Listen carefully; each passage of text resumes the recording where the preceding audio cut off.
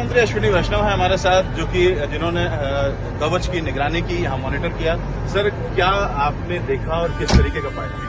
अभी ड्राइवर साहब से मैं बात कर रहा था। पूरे रास्ते इंस्पेक्शन जो किया उससे बहुत स्पष्ट हुआ कि कई किलोमीटर दूर का सिग्नल कवच में पहले ही दिखाई दे जाता है और जो स्पीड की अथॉरिटी होनी चाहिए उस एरिया में कवच ऑटोमेटिकली उसको एनफोर्स करता है।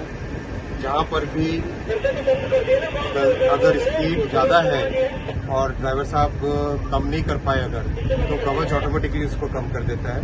ड्राइवर साहब से पूछिए आप, उनकी जिंदगी में कितना बड़ा परिवर्तन आता है। सर, कितना बड़ा परिवर्तन आया सुरक्षा को लेकर के खासतौर से? सुरक्षा के हिसाब से तो हमारे लिए बहुत क्रांतिकारी बदलाव है, क्योंकि तो किसी भी मानवीय भूल को अब ये होने ही नहीं देगा। तो सामने से ट्रेन नहीं आ रही है, उसके बावजूद कैसे कवच का सिस्टम काम करके बताता है कि हाँ कवच काम कर रहा है? क्योंकि आम आदमी सोचता है कि जब सामने से कोई ट्रेन आ रही होगी तभी कवच का पता लगेगा। इसलिए ब्रेकिंग करना चालू कर देगा। जैसे जैसे इसका डिस्टेंस लगेगा कि ऑब्स्ट्रक्शन कोई आगे है, तो ब्रेकिंग करके उस दूरी से पहले एक्सीडेंट होने से पूर्व ही गाड़ी को हेड स्टॉप कर देगा। ओवर स्पीडिंग पे भी बता देगा? हाँ, ओवर स्पीडिंग गाड़ी होने पे अपने आप ही ब्रेकिंग करके गाड़ी को स्पीड के अंडर लिमिट पे ले। आज अभी जो आप लोगों ने चेक किया, तो वो ओवर स्पीडिंग को ही चेक किया होगा? हाँ सर, ओवर स्पीडिंग भी चेक किया, तो ऑटोमेटिक ब्रेकिंग और ऑटोमेटिक ब्रेकिंग। तो आपकी रेल में कितना बड़ा बदलाव और आगे आने वाले समय में कवच कैसे आगे बढ़ेगा? देखो, आप सब जानते हो कि बाकी दूसरे देशों ने 1980 और 1990 के दशकों में इस तरह की प्रणाली लगा दी थी।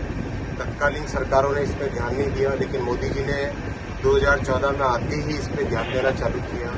2016 में डेवलपमेंट कंप्लीट हुआ, 19 तक इसका सर्टिफिकेशन हुआ।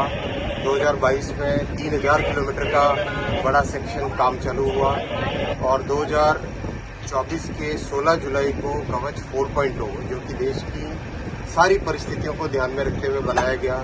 कहीं पे डेजर्ट है, कहीं पे हिली एरिया है, कहीं पे बहुत ज़्यादा बारिश होती है, तो इन सब चीज़ों का ध्यान में रख के पूरा सिस्टम जब बना है, अब बड़ी मात्रा में अगले 5-6 वर्षों में पूरे देश को कवर करने का एक मिशन बना के चला जाएगा। 4.0 में क्या बदलाव आ गया है, कैसे ये बाकी से अलग है?